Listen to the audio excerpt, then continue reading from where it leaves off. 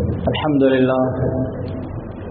لله نحمده ونستعينه ونستغفره ونعوذ بالله من شرور أنفسنا ومن سيئات أعمالنا من يهده الله فلا مضل له ومن يضلل فلا هادي له ونشهد أن لا إله إلا الله وحده لا شريك له ونشهد أن سيدنا وحبيبنا وشفيعنا ومولانا محمدا عبده ورسوله صلى الله على سيدنا محمد وعلى آله وصحبه وسلم تسليما كثيرا كثيرا من يطع الله ورسوله فقد رشد ومن يعص الله ورسوله فإنه لا يضر إلا نفسه ولا يضر الله شيئا ما بعد فإني أوصيكم ونفسي أولا بتقوى الله وأحذركم يوما عبوسا قمطريرا قال الله تعالى ويوم يعض الظالم على يديه يقول يا ليتني اتخذت مع الرسول سبيلا.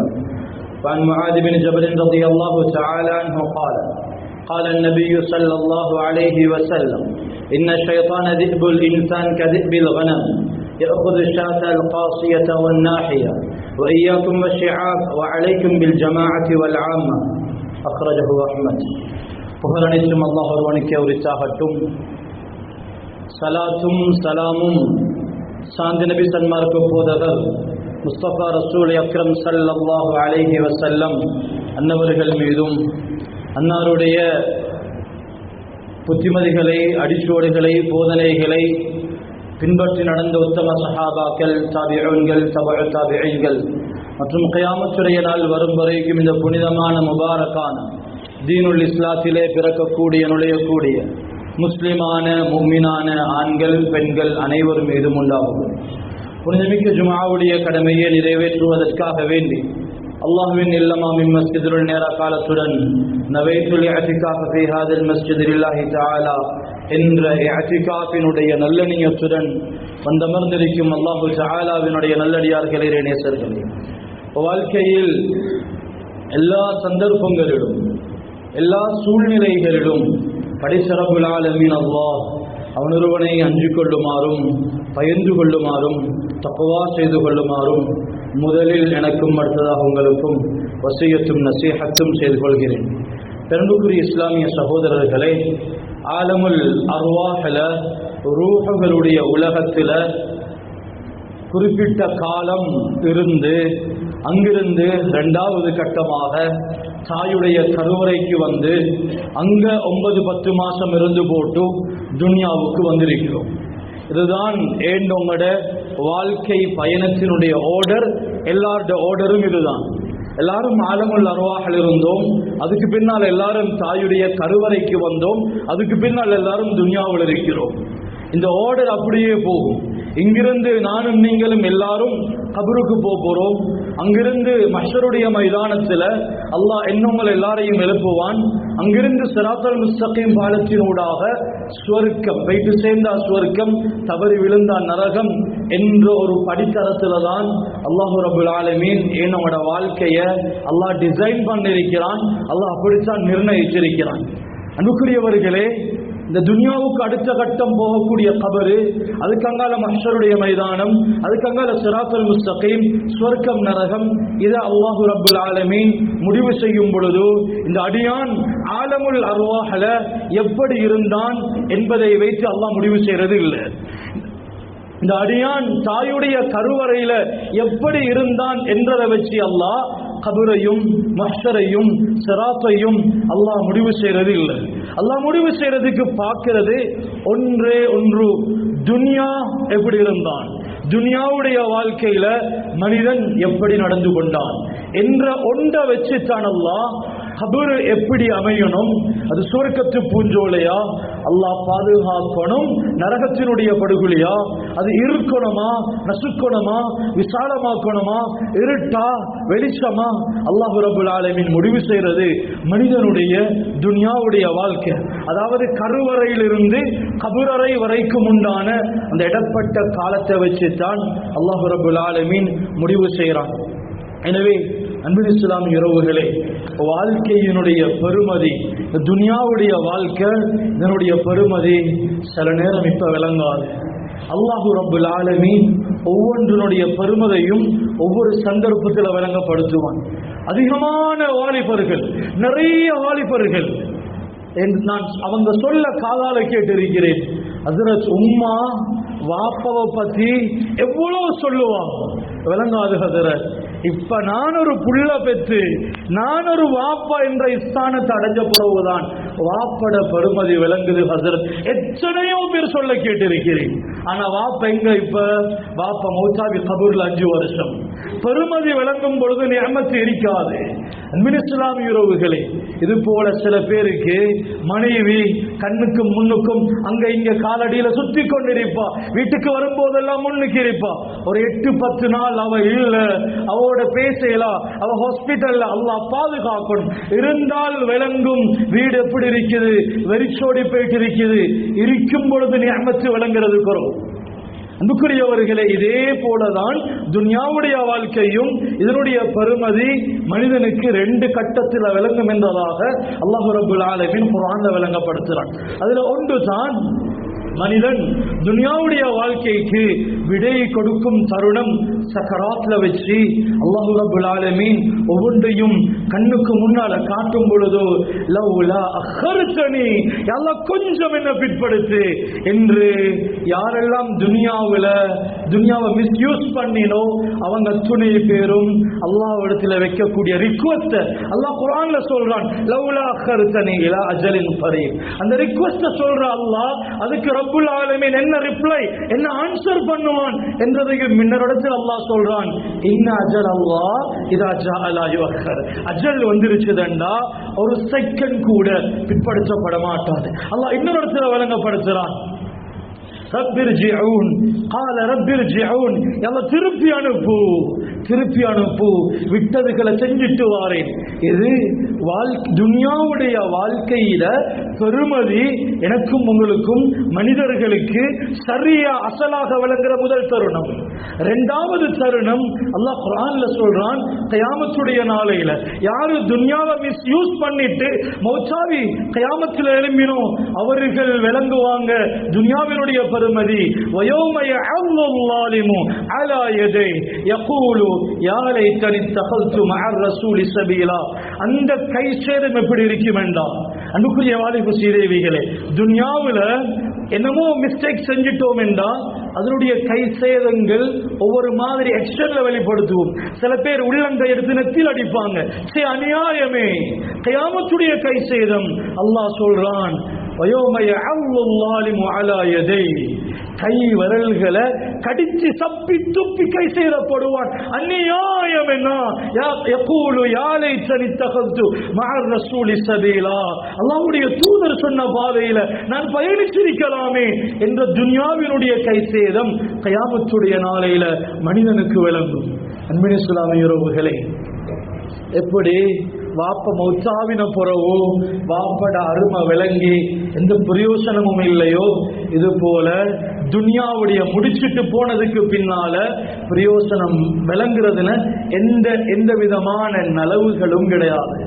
எனவே அன்புக்குரிய இஸ்லாமிய சகோதரர்களே, வாலிப சீதேவிகளே, துன்யாவுடைய வாழ்க்கை மிக பெருமதியானது. துன்யாவுடைய வாழ்க்கையினுடைய பெருமதியையும் பெருமானத்தையும் உணர்வும். துன்யாவுடைய வாழ்க்கையில ஒரு மனிதனுக்கு சர்வசாதாரணமாக கவலை சந்தோஷங்கள் வந்து போறதுண்டு. அன்பின் இஸ்லாமிய உறவுகளை, குறிப்பாக வாலிப சமூகமே, துன்யாவுல சந்தோஷம் வேற, நிம்மதி வேற. சந்தோஷமும் நிம்மதியும் ஒன்றல்ல. சந்தோஷம் என்றது அப்பப்ப வந்து போகும். சின்ன சின்ன எக்ஷன்ஸுடைய ரிசல்டன்ஸ் பெரும்பாலும் சந்தோஷம். சின்ன ஒரு வேலையால கிடைக்கிறது சந்தோஷம். ஆனா நிம்மதி அப்படி அல்ல. நிம்மதிக்காக உழைக்கணும், நிம்மதிக்காக பாடுபடணும், நிம்மதிக்காக கஷ்டப்படணும் மனிதன். சந்தோஷம் என்றது அப்பப்ப வந்து போகும். ஒரு மனிதன் பாவம் செய்யும் பொழுதோ கிடைக்கிறது சந்தோஷமா, மன நிம்மதியா? நிம்மதிக்கும் சந்தோஷத்துக்கும் வித்தியாசம் இல்லாம, வித்தியாசம் விளங்காம எத்தனையோ பேர் சந்தோஷத்துக்கு பின்னால் ஓடிக்கொண்டிருக்கிறான். குறிப்பாக வாலிப சமூகம். அன்புக்குரிய வாலிபர்களே, சந்தோஷம் அப்பப்ப கிடைக்கும், அப்பப்ப பயிற்றுடும். அது நினைக்கிறது இல்லை, வரும் பயிற்றுடும். ஓலவல் ரிசல்ட், நல்ல ரிசல்ட், இது நிம்மதி அல்ல, சந்தோஷம். 10 வருஷம் கழிச்சு பார்த்தா இந்த சந்தோஷம் அப்ப இருக்காது. அன்புக்குரியவர்களே, சந்தோஷம் என்றது அப்பப்ப வந்து போகும். பாவம் செய்யும் பொழுது கிடைக்கிறது மன நிம்மதி கிடையாது, ஒரு சந்தோஷம், அது போயிடும். அந்த சந்தோஷத்துக்கு பின்னாலேயே ஓடினோம் என்றா எங்களுக்கு காத்து கொண்டிருக்கிறது கை சேதம். பாவம் சந்தோஷம்தான், ஆனா முடிவு கை சேதம். அன்புக்குரியவர்களே, பெற்றார்களே, பிள்ளைகளுக்கு வாழ்க்கையினுடைய பெருமானத்தை சொல்லிக் கொடுப்போம். அப்ப சந்தோஷம் அண்டா இவ்வளவு. நீங்க கொஞ்சம் யோசிச்சு பாருங்க, 5 வருஷத்துக்கு முன்னால நீங்க அடைஞ்ச அடைவு, அப்பப்பட்ட சந்தோஷம் இப்ப இல்ல முகத்துல. நினைச்சாலும் அந்த சந்தோஷம் எடுக்கலாம். இதுதான் வாப்ப சந்தோஷம், அது காலங்களால் மறந்து போய்விடும். ஆனா நிம்மதி என்றது அது உடனே கிடைக்காது, கிடைக்கும் லேட்டாகும். ஆனா கிடைச்சா நிம்மதி நிம்மதி தான், அது டக்கண்டு போறதும் கிடையாது. எனவே இஸ்லாமிய உறவுகளை சுபகுக்கு வராம இழுத்து இந்த கூதல்ல போச்சுட்டு தூங்குறது நிம்மதி கிடையாது, சந்தோஷம். ஜஸ்ட் ஒரு 5 நிமிஷம், ஜஸ்ட் ஒரு 15 நிமிஷம் ஒரு சந்தோஷம். ஆனால் கயாமத்துல அடைய போறது கை சேதம். கயாமத்துல அடைய போறது கை சேதம். ஒரு பிசினஸ்ல ஒரு பொய் சொல்லி ஒரு வியாபாரத்தை முடிவுக்கு கொண்டு வரும் பொழுது அதில் கிடைப்பது நிம்மதி கிடையாது, ஜஸ்ட் சந்தோஷம், ஜஸ்ட் ஹாப்பினஸ், அது முடிஞ்சிடும். ஆனால் எங்களுக்கு காத்து கொண்டிருக்கிறது கை சேதம். எனவே அன்புக்குரியவர்களே, சந்தோஷம் வேற, நிம்மதி வேற. இதே போலத்தான் கவலை வேற, கஷ்டம் வேற, கை சேதம் வேற. நன்மை செய்யறது கஷ்டம், ஆனா கை சேதம் கிடையாது. குர்ஆன் ஓதுறது கஷ்டம். ஏனென்றா இப்ப உள்ள நிலைமை, வளர்ந்து வரக்கூடிய யங் ஜெனரேஷன் நிறைய குர்ஆன் விட்டும் தூரமாகிற ஒரு காலகட்டத்தில் இருக்கிறோம். குர்ஆன் ஓதுறது கஷ்டம் தான், கை சேதம் கிடையாது. ஜுமாவுக்கு நேரத்துக்கு வாரது கஷ்டம் தான், கை சேதம் கிடையாது. ஆகிரத்தில் மன நிம்மதி. எனவே இஸ்லாமிய உறவுகளே, எனவே பெற்றோர்களே சொல்லிக் கொடுப்போம் வாலிபர்களுக்கு. பாப்பா சுபகுக்கு கஷ்டம் தான், என்ன செய்ய, கஷ்டத்துக்கு பின்னால்தான் நிம்மதி இருக்குது. இதை சொல்லிக் கொடுப்போம். அன்பின் பெற்றார்களே, அல்லாஹ் ரப்பல் ஆலமீன் தந்த மிகப்பெரிய ஒரு அமானிதம் தான் எங்களோட குழந்தைகள். அன்புக்குரியவங்களே, பிள்ளைகளுக்கு நான் மெம்பர்ல இருந்து சொல்றேன், இஸ்லாமிய அறிவுவானம், இஸ்லாமிய உணர்வை கொடுப்போம். நாங்க இஸ்லாமிய உணர்வு உள்ள ஒரு பிள்ளையாக எத்தனை வயசுல 18 ஆகும் பொழுது உணர்வை ஊட்ட முடியாது, 15ல உணர்வை ஊட்ட முடியாது. உணர்வை எப்ப ஊட்டலாம் என்றா 2 வயசுல இருந்து 1.5 வயசுல இருந்து, அந்த பால் கொடுக்கிற வயசுல இருந்து, அந்த சாப்பாடு தீட்டுற வயசுல இருந்து இஸ்லாமிய உணர்வை ரத்தத்தோட கலக்க செய்யலாம். பிள்ளைகளுக்கு துஆவை பாடமாக்குறது பரிசு இல்லை, அது ஒவ்வொரு நாளும் ஓதணுமே என்ற உணர்வு ஏற்படுத்துறது ஒவ்வொரு உம்மவாப்பட கடமை. உணர்வுள்ள முஸ்லிம்கள் தான் எங்களுக்கு தேவை, நாலேஜ் உள்ள முஸ்லிம் தேவையில்லை. துஆக்கள் பாடம், குர்ஆன் ஓதாட்டி அது தெரிஞ்ச அந்த இன்ஃபர்மேஷன் அது எந்த பிரயோஜனமும் கிடையாது. உணர்வுள்ள பிள்ளைகளை வளர்ப்போம். அன்புக்குரியவர்களே, இன்றைய காலகட்டம் குழந்தை வளர்ப்பு மிகப்பெரிய ஒரு சவால். நான் சொல்றது, நான் சாதாரண ஆளா இல்லை, நான் ஒரு பிள்ளைக்கு ஒரு வாப்பா என்ற முறையில் அனுபவத்தோடு நான் பகிர்ந்து கொள்றது. புள்ள வளர்க்கிறது ஒன்றும் பெரிய செய்தி இல்லை, அது உணர்வு ரீதியாக சின்ன வயசிலிருந்து நாங்க கொடுத்தோம் என்றா அது ஒன்றும் பெரிய செய்தி இல்லை. உணர்வு ரீதியாக ஊட்டப்படணும். நாங்க இந்த உணர்வை ஊட்டின எந்த அளவுக்கு ஊட்டணும் என்றா, உதாரணமாக ஒருவேளை நாங்க மறந்துட்டோம், பாப்பா நான் குர்ஆன் ஓதல்ல, இன்றைக்கு இந்த உணர்வு சின்னத்திலிருந்து வரணும், நான் துஆ ஓதல்ல பாப்பா என்று எழும்பி ஓதிட்டு படுக்கிற இந்த உணர்வு ரீதியான குழந்தைகளை உருவாக்குறது ஒவ்வொரு உம்ம வாப்பாவினுடைய மிகப்பெரியதொரு கடமை என்றதை விளங்கிக் கொள்வோம். அன்பின் இஸ்லாமிய உறவுகளே, இன்னைக்கு நிறைய பேர் ஹஸரத் நாங்க சொல்றதை புள்ள கேட்கிறாங்க இல்லை. அன்புக்குரியவங்களே, நல்லாக விளங்குவோம்.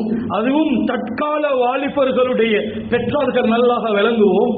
முந்தி காலம் எப்படி என்றா, நான் சொல்றது எந்த பிள்ளைக்கு விளங்கும். ஏனென்றா நான் வாழ்ற துன்யால தான் அவனும் வாழ்ற.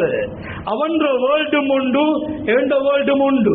ரெண்டு பேரும் ஒரே உலகம், ரெண்டு பேரும் பயணிக்கிற ரோடு உண்டு. அவனுக்கு ஒன்று எப்படி சொல்லணும் என்று வாப்புக்கு தெரியும். சொல்றவனுக்கும் டக்குண்டு பட்டும் இதுதான் வாப்ப சொல்றார் என்று. அன்புக்குரியவர்களே, ஆனா இன்றைய உலகம் வேறு, இன்றைய உலகம் வேறு, இன்றைய வாலிபர்களுடைய உலகம் வேறு. அன்றைக்கு புள்ள வளர்க்கிறது ஒரு பெரிய ஒரு ரிஸ்காக இருக்கல. அன்றைக்கு வாப்பக்கு தெரியும் புள்ள ஊட்டுள்ளுக்கா, புள்ள தவறு செய்யறதா இருந்தா மிஞ்சி மிஞ்சி போனா என்ன தவறு செய்வான், எதை பார்ப்பான், எங்கிருந்து பார்ப்பான், எங்க போவான், ஒன்றுமில்ல. புள்ளைய வீட்டுல காணல, ஒன்றுமில்ல. ஸ்கூல் கிரவுண்ட்ல பாருங்க, சந்தையில பாருங்க, ரெண்டு ஒரு இடத்துல நிச்சயமாக இருப்பான். வாப்பக்கு தெரியும் யாரோட போவான், என்ன செய்வான் என்றது முந்தி உள்ள வாப்பமாருக்கு தெரியும். ஏன்னா முந்தி உள்ள உலகம் பிள்ளைகள் கெட்டு போறது, அதுக்குண்டான ஏற்பாடுகள் சமூகத்தில் இல்லை. அதே நேரம் முந்தி காலம் மிஞ்சி மிஞ்சி போனா யாரோ குடிச்சிட்டு வீசின ஒரு வீடி துண்டு, அதுவும் சும்மா குடிக்க இயலாது. வாப்ப மட்டுமில்ல புள்ள வளர்த்த, அந்த காலம் முழு ஊரும் சேர்ந்து வளர்த்த. வாப்பட கூட்டாளிய கண்டாலும் தலைய குனிச்சிட்டு போற காலம், நானோட கூட்டாளிய கண்டாலும் நானுக்குரிய மரியாதை குடிச்சிட்டு போற காலம். கடையில பஜார்ல இருந்தாலும் நீங்க இன்னார்ட மகான் என்ன எல்லாருக்கும் பயம், வாப்பட்ட சொல்லி கொடுத்துருவாங்க. முழு ஊரும் சேர்ந்து புள்ள வளர்த்த. இன்றைக்கு யாரும் கண்டுகொள்றது கிடையாது. பாவத்துக்குரிய வழிமுறைகள் ஏராளம் தாராளம் பிள்ளைகளுக்கு. இன்றைக்கு எக்ஸெஷன் கூட பிள்ளைகளுக்கு. பிள்ளைகள் மிஸ் ஆகி போறதுக்குண்டான எல்லா வாய்ப்புகளையும் உலகம் செஞ்சு கொடுத்து கொண்டிருக்கிறது. பிள்ளைகள் டிஸ்ட்ரக்ஷன் ஆகுறதுக்குண்டான எல்லா ஏற்பாடுகளும் இருக்குது. சினிமா வேணுமா, ஷாப்பிங் மால்கள் வேணுமா, பஜார்கள் வேணுமா, ட்ரக்ஸ்கள் வேணுமா, கை நிறைய சல்லிகள் வேணுமா, மொபைல் வேணுமா, பிள்ளைகள் வழி தவறி போறதுக்குண்டான எல்லா வாய்ப்புகளும் இருக்குது. அன்புக்குரிய பெற்றார்களே, அன்பின் இஸ்லாமிய உறவுகளே, நான் சொல்றது ஒன்று ஞாபகம் வச்சுக் கொள்ளுங்க. புள்ள மொபைல் யூஸ் பண்றது ஒன்றுமில்ல. புள்ள மொபைல் யூஸ் பண்ணது, மொபைல் என்றது இன்றைக்கு தவிர்க்க முடியாத ஒன்றாகிருச்சு. தவிர்க்கவே முடியாத ஒன்றாக ஒன்றோடொன்று கலந்திருச்சது. சரி, ஆனாலும் பெற்றார்களுக்கு நான் சொல்றது, இந்த புள்ள மொபைல் பாவிக்கிறான் என்றத ஜஸ்ட் ஒரு சாதாரண ஒரு ஒன்றுமில்லை என்று எடுத்துக்கொள்ள வானம். ஏன் தெரியுமா? இதுதான் முக்கிய காரணம். பிள்ளைகள் அவங்களோட உலகம் வேறு, வாப்பட உலகம் வேறு. பிள்ளைகள் இன்றைக்கு எல்லாம் டிஜிட்டல் வேர்ல்டு உள்ளுக்கு. அங்க உள்ளுக்கு போனா எப்ப போற எப்பையும் போகலாம், எங்க போற எங்கேயும் போகலாம், என்ன செய்யற எதையும் செய்யலாம் என்ற ஒரு காலகட்டம். அன்புக்குரிய பெற்றார்களே, பிள்ளைகளுடைய உலகத்தை புரிஞ்சு கொள்ளுங்க, பிள்ளைகளுடைய உலகத்தை கண்காணிங்க. நிறைய வாப்பமார் கண் முன்னுக்கு புள்ளை இருக்குது, ஆனா புள்ளையோட உலகம் என்ன இன்னைக்கு டிஜிட்டல் வேர்ல்ட் அப்படித்தான் டிசைன் பண்ணப்பட்டிருக்குது. 18வது நூற்றாண்டுல எந்த நாட்டிடத்துல போர்க்கப்பல் இருந்துச்சதோ அவங்க வல்லரசு. 19வது நூற்றாண்டுல யாரிடத்துல ஆயுதங்கள் இருந்துச்சதோ அவங்க வல்லரசு. இனி வரும் நூற்றாண்டுகள் எந்த நாட்டிடத்துல முழு ஒட்டுமொத்த சனத்தொகையினுடைய இன்ஃபர்மேஷன் இருக்குதோ அவங்க தான் வல்லரசு. அந்த இன்ஃபர்மேஷன் டேட்டா கலெக்டிங் தான் இன்னைக்கு டிஜிட்டல் வேர்ல்டுக்கு நடக்குது. மொபைல் ஊடாக, ஒவ்வொரு எப்ஸின் ஊடாக, எங்கட ஒவ்வொரு பாஸ்வேர்டின் ஊடாக, ஒவ்வொரு நேம் ஊடாக, எங்கட மெயில் ஐடி மூலமாக.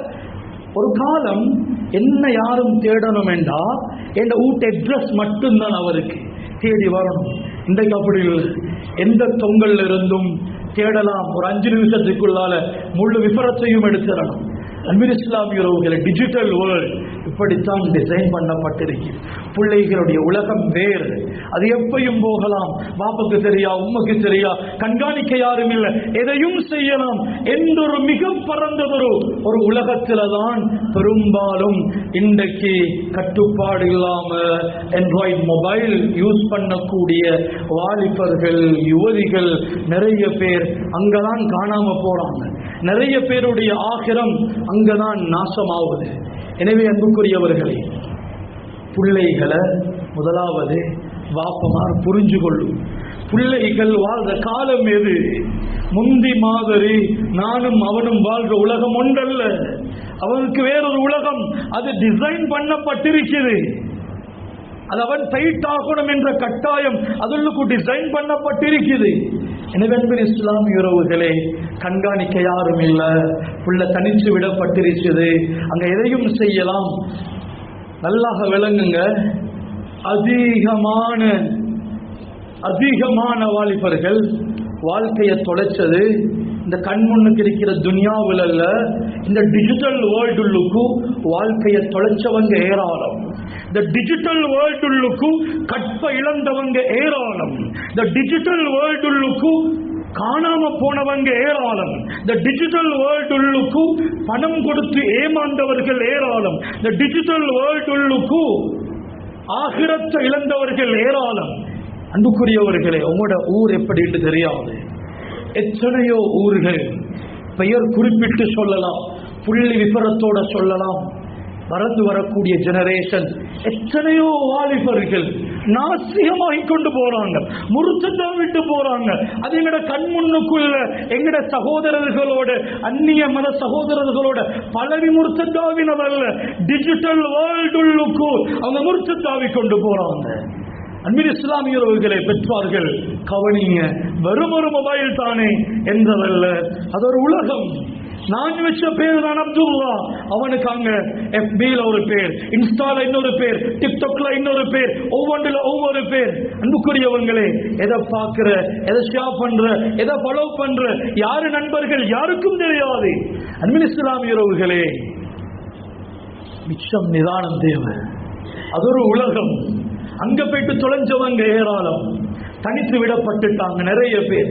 இன்னைக்கு நிறைய பேர் ஃபேஸ் பண்றதுக்கு விருப்பம் இல்லை, முகம் பார்த்து கதைக்க விருப்பம் இல்லை.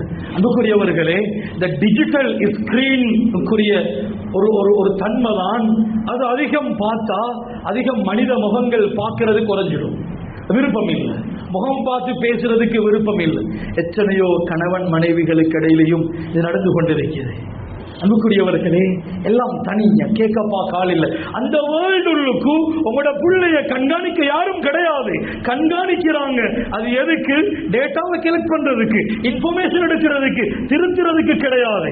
அங்க சீரழிஞ்சு போறதுக்கு உண்டான சகல ஏற்பாடுகளும் கொடுத்து கொண்டிருக்கிறாங்க. அன்புக்குரியவர்களே, தனித்து விடப்படுறாங்க. நபியுல்லாஹி ஸல்லல்லாஹு அலைஹி வஸல்லம் சொன்னாங்க, ஹஜ்ரத் முஆத் இப்னு ஜபல் ரலியல்லாஹு அன்ஹு அறிவிக்கிறாங்க, இன்ன ஷைத்தான, இந்த ஹதீஸை நல்லா விளங்கிக் கொள்ளும்.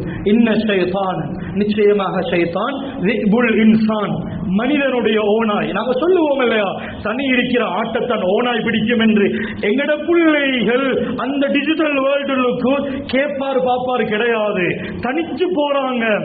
அது நாங்க சொல்ற மாதிரி தனி இருக்கிற ஆட்ட ஓனாய் பிடிக்கும் என்றது போல ஸல்லல்லாஹு அலைஹி வஸல்லம் சொன்னாங்க, இன்ன ஷைத்தான் ذئبுல் இன்சான், ஷைத்தான் தான் மனிதனுக்கு ஓனாய். கذئபில் கனம், எப்படி ஆட்டுக்கு ஓனாய், எப்படி தனிச்சிருக்கிற ஆட்ட ஓனாய் பிடிக்குமோ இது போல இந்த மனிதன் தனிக்கும் பொழுது ஷைத்தான் பிடித்துக் கொள்வான்.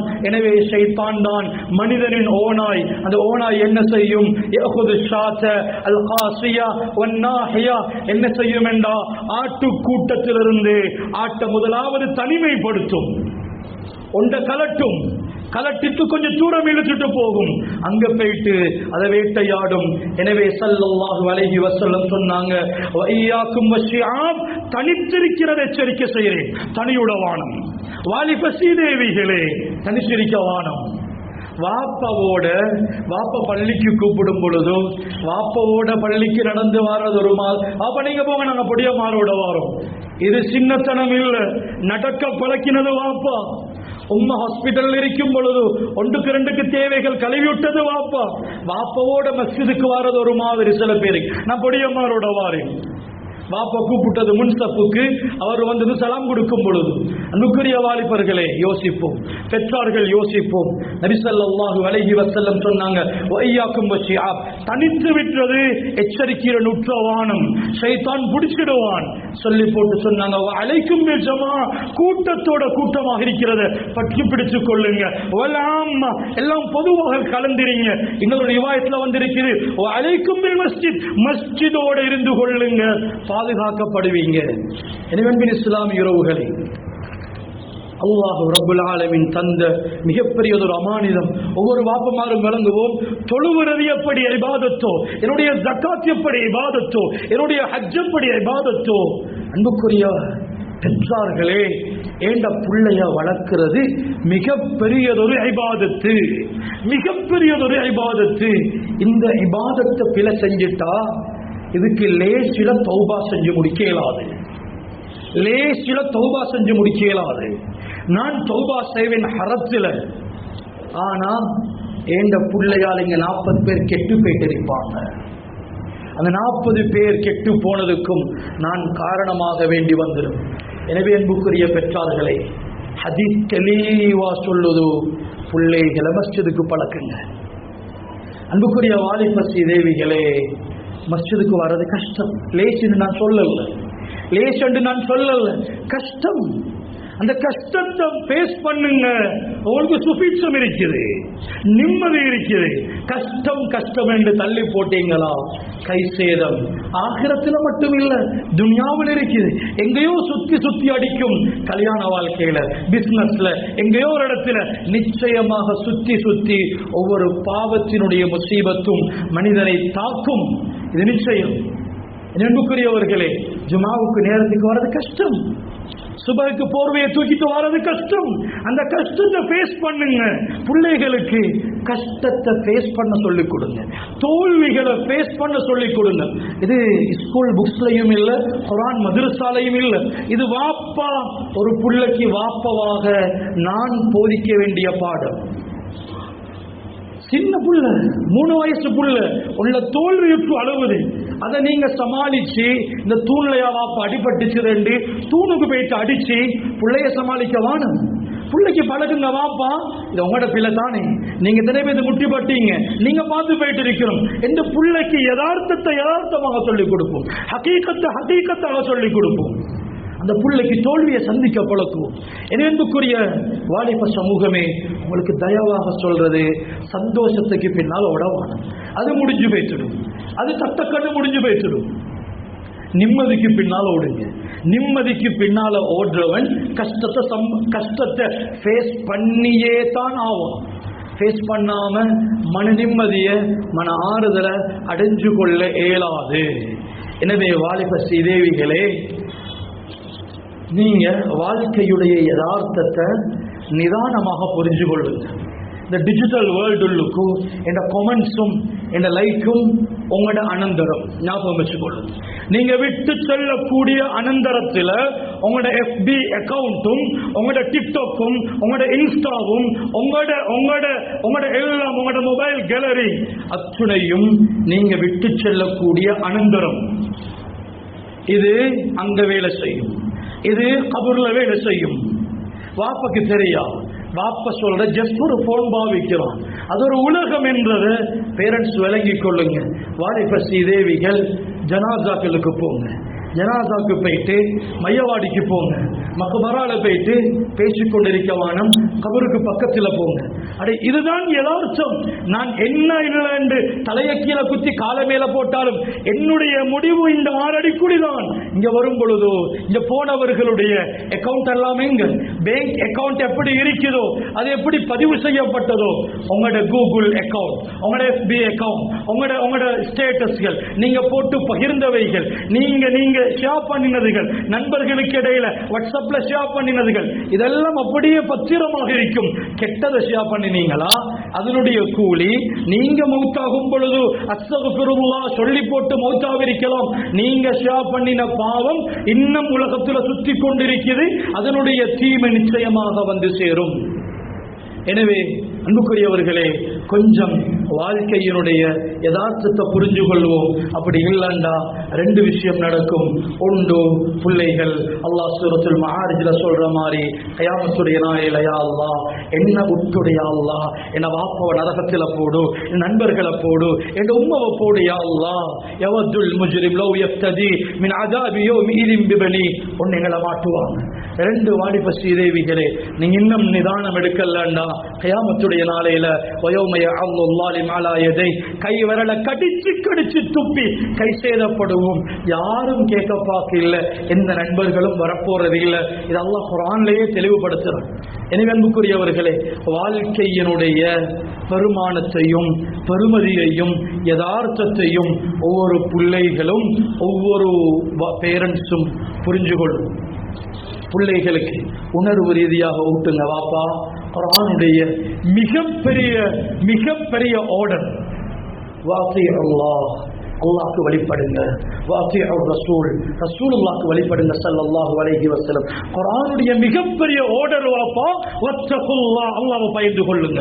குர்ஆனுடைய மிகப்பெரிய ஆர்டர் வாப்பா வகீமுஸ் ஸலாஹ், தொழுகையை நிலைநாட்டுங்க என்றதை எடுங்க. அன்புக்குரிய பெற்றார்களே, சின்னஞ்சிறுசுகளுக்கு டிஜிட்டல் ஸ்கிரீன்ல இருந்து காகிதங்களின் பக்கம் திருப்புங்க. புக்ஸ்கள் வாசிக்க வைங்க. குர்ஆன் திலாவத்தை ஊட்டுங்க.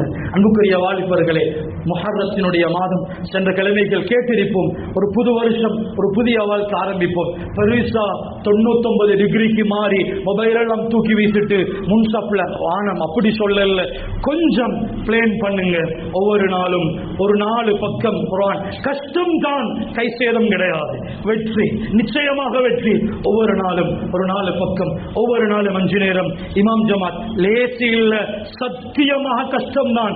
கஷ்டப்படுங்க, கை சேதப்படாம தப்பிக்கொள்வீங்க, கை சேதப்படாம தப்பிக்கொள்வீங்க. எனவே அன்புக்குரிய பெற்றார்கள், இதுல கவனம் செலுத்துவோம். என்ற புள்ளோட உலகம் வேற, அதை நான் புரிஞ்சு கொள்ளணும். அதுல என்னென்ன இருக்குது அதை நான் புரிஞ்சு கொள்ளணும். வாலிபர்களே, வாப்பா உம்மா வாப்பட சொல் பேச்சு கேட்கல என்றா துனியாவிலையும் நஷ்டம், ஆகிரத்திலையும் நஷ்டம். குர்ஆன் பேசுது. எனவே ஆகிரம் நிரந்தரமானது. அது சம்பந்தமாக யோசிப்போம். வாழ்க்கையை கொஞ்சம் கொஞ்சமாக மாற்றுறதுக்கு முயற்சி செய்வோம். கொஞ்சம் துஆ செய்வோம். யாருக்கெல்லாம் தொழுது முடிஞ்சு கொஞ்ச நேரம் துஆ செய்யறதுக்கு அது நேரம் எடுத்து செய்ய ஏல ஹசரத் வருவதில்லைன்னு நினைக்கிறீங்களோ, நான் சொல்றது ஒன்றே ஒன்று, சில நேரம் அல்லாஹ்வுடைய தண்டனையாக இருக்கலாம். அல்லாஹ்க்கு விருப்பம் இல்லை, இவன் என்னோட பேச தேவையில்லை, தொலைஞ்சி போ என்று அல்லாஹ்வுடைய சாபமாக இருக்கலாம். எனவே கொஞ்ச நேரம் மெனக்கெட்டு உட்கார்ந்து துஆ செய்வோம் யா அல்லாஹ். எனவே வாலிபர்களுக்கு சொல்றது, டிஜிட்டல் வேர்ல்டுக்கு உங்களுக்கே தெரியாம தொலைஞ்சு பேசிடவானும், உங்களுக்கே தெரியாம உங்களோட ஆகிரத்தை தொலைச்சிடவானும். கொஞ்சம் நிதானமாக செயல்படுவோம். எனவே அல்லாஹ் ரப்பல் ஆலமீன் நம் அனைவரையும் புரிந்து கொள்வானாக. யா அல்லாஹ் ரப்பே ரஹ்மானே, நம்முடைய குற்றம் குறைகளை மன்னிப்பாயாக. யா அல்லாஹ், நீ எதற்காக படைச்சாயோ இந்த வாழ்க்கையினுடைய யதார்த்தத்தை மிகச்சரியாக புரிந்து கொள்ளக்கூடிய மனப்பக்குவத்தை அல்லாஹ் நம் அனைவருக்கும் நசீபாக்குவாயாக. ஷைத்தானினுடைய சதிவலைகள் ஏராளம் ஏராளம். யா அல்லாஹ், அதுல சிக்கிடாம யா அல்லாஹ் தக்வாவை வரவச்சு கொண்டு உண்மையான ஆகிரத்துக்காக தயார் செய்யக்கூடிய ஸ்ரீதேவிகள் கூட்டத்தில் யா அல்லாஹ் நம் அனைவரையும் புரிந்து கொள்வாயாக. யா அல்லாஹ், ஒவ்வொரு பெற்றாருக்கும் தந்த பிள்ளைய உணர்வுள்ள ஒரு முஸ்லிமாக வளர்க்கக்கூடிய தௌஃபீகையும் ஈமானையும் நசீபாக்குவாயாக. யா அல்லாஹ் ரப்பே ரஹ்மானே, சக்கராத்ல யா அல்லாஹ் உலகத்தில் வெற்றி பெற்ற ஸ்ரீதேவிகளாக சுவர்க்கத்தை பார்த்த வண்ணம் சிரிச்ச முகத்தோட கலிமா ஷஹாதாவோட மௌத்தாவக்கூடிய தௌஃபீகை யா அல்லாஹ் நம் அனைவருக்கும் நசீபாக்குவாயாக. ஆகிரத்தில தோத்து போன யால தோல்வியாளர்களாக மௌத்தாக்கிறாதே ரஹ்மானே, ஆகிரத்தை வெற்றி கொண்ட வெற்றியாளர்களாக யா அல்லாஹ் நம் அனைவரையும் வாழ்ந்து மௌத்தாவக்கூடிய தௌஃபீக நம் அனைவருக்கும் நசீபாக்குவாயாக. நம்ம துணை பேரும் இன்றைய ஜுமாவுடைய தினத்தில் என்னென்ன மன கஷ்டங்கள் பிரச்சனைகளோடு உட்கார்ந்திருக்கிறோமோ அத்தனையும் நீ அறிஞ்சவன் யா அல்லாஹ். அத்தனை பிரச்சனைகளும் அவசரமாக வெளிவரக்கூடிய நிலைமையை உண்டு பண்ணுவாயாக. ஒவ்வொரு கிழமையும் நேரம் பிந்தி ஜுமாவுக்கு வரக்கூடிய ஸ்ரீதேவிகளுக்கு அது பாவம், ஜுமாவுடைய நன்மை கிடைக்காது என்ற அந்த ஹதீஸை யா அல்லாஹ் விளங்கக்கூடிய தௌஃபீக நசீபாக்குவாயாக. ஆமீன். வ ஆகிரு தஅவானா அனில் ஹம்துலில்லாஹி ரப்பில் ஆலமீன்.